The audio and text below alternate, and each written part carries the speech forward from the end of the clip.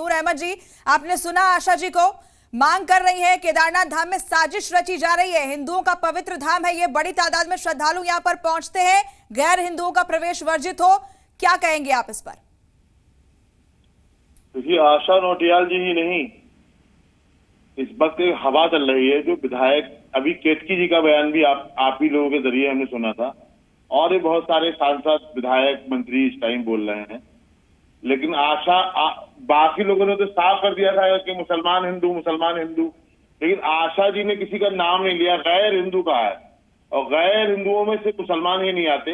आशा जी से ये भी साफ आप कराइए कि उन्होंने किन्हीं मुसलमानों को देखा है क्या, और मुसलमानों के लिए मैं खुल करके कह रहा हूँ कि हमारे उलमा ने बहुत पहले से ये बात कह रखी है कि भाई किसी के आस्था के केंद्र में आप क्यों जाएंगे, और अगर आशा जी इस पर मुसलमानों पर ब्रेक लगाना चाहती है, मुसलमानों की नो एंट्री करना चाहती हैं, तो मैं उनका स्वागत करता हूं।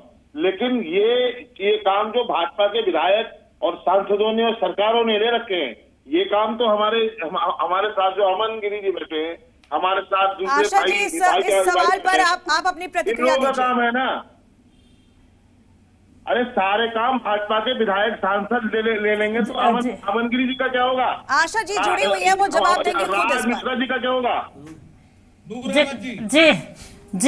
जी मैडम, जब भी कोई घटनाएं ऐसी आती हैं तो यही लोग उसमें पाए जाते हैं और बाहर से जाकर ऐसी हरकतें वहां पे करते हैं। आज तक जो भी घटनाएं सामने आई है इन्हीं लोगों के द्वारा की जा रही है वहां पे। तो ये हमारे जो भाई जी हैं वो ठीक बोल रहे हैं कि वहाँ क्या काम है, और इस तरह का काम वहाँ पर कर रहे हैं तो प्रतिबंधित होना चाहिए। क्यों आप शोहरत के लिए इस तरीके से आप ऐसा काम कर रही हो, आप जिससे देश का जो एक ताना बाना है वो खराब करने की कोशिश कर रही हो। आप सिर्फ इल्जाम लगा रही हो, सबूत हो ना। कौन गया केदारनाथ में, किस मुसलमान ने किया है? हम कोई खराब करने का काम नहीं कर रहे हैं। जो वहाँ से बात उठी है मैं उस बात को बोल रही हूँ, जो वहाँ से बात उठी है मैं उस बात को बोल रही हूँ, और कई बार मीडिया बंधुओं के माध्यम से ही ऐसी चीजें देखने को मिली है।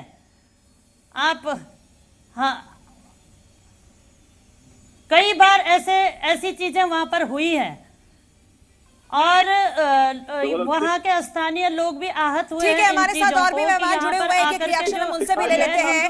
अमन गिरी महाराज जी हमारे साथ जुड़े हुए हैं। अमन गिरी जी, आपकी क्या प्रतिक्रिया है? अगर हिंदू मस्जिदों में नहीं जाते हैं तो क्या केदारनाथ धाम में भी गैर मुसलमानों की एंट्री बैन होनी चाहिए, जैसी मांग आशा जी उठा रही है, आप इससे इत्तेफाक रखते हैं? मुसलमानों की एंट्री पूर्ण तरह से बैन होनी चाहिए, मैं इस चीज के पक्ष में हूँ।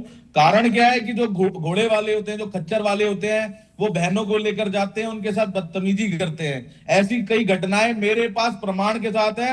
नूर अहमद अजहरी जी, मैं आपको ये पूरे के पूरे जिन लोगों के साथ एक हादसा हुआ है, मैं उनका फोन नंबर आपको शेयर करूंगा। और मुसलमान जहां जा रहे हैं आज के समय में, देखिए सच कितना कड़वा होता है, आप सहन ही नहीं कर पा रहे हैं। आप देख रहे हैं कि भाजपा वाले काम कर रहे हैं, अमन गिरी काम कर रहे हैं और आचार्य जी ये काम कर रहे हैं। अरे भाई, आज हमारे पास सच बोलने की शक्ति है। आज हमारा ठीक है, एक रिएक्शन आचार्य राज मिश्रा से भी ले लेते हैं। आचार्य राज मिश्रा जी, आपका क्या कहना है इस पर? वहां पर केदारनाथ धाम में बड़ी तादाद में जो घोड़े पिट्ठू वाले हैं वो मुसलमान हैं जो वहां पर काम करते हैं, प्रतिबंध लगना चाहिए क्या? ऐसी कई घटनाएं हुई हैं। अच्छा, मुझे एक बात बताइए पूजा जी, गैर हिंदुओं का वहाँ काम क्या है? किस लिए जाते हैं गैर हिंदू? मुझे तो बता दिया जाए। सही बात है। गैर हिंदू भाई किस लिए जाते हैं? जब आपके धर्म के अंतर्गत, मैं तो मक्का नहीं जा सकता, मुझे मक्का जाने का अधिकार है क्या? अगर मुझे मक्का जाने का अधिकार है तो मुझे बताया जाए, फिर मैं आपको कहूंगा कि आप भी आ जाइए मेरे केदारनाथ में आकर के मत्था टेक लीजिए। अच्छा, फिर आपके यहाँ तो आपका शास्त्र कहता है, आपकी धार्मिक पुस्तक ये शब्द कहती है कि मूर्ति पूजक हमारे दुश्मन है, मूर्ति पूजा हमारे लिए हराम है। तो जब भाई मूर्ति पूजा हमारे लिए हराम है, लेकिन जो मूर्ति पूजा करने वाले हैं उनसे ठीक है, वक्त की कमी है इसलिए आप तमाम मेहमानों को यहीं पर रोक रही हूँ, लेकिन बहुत शुक्रिया हमारे साथ जुड़ने के लिए।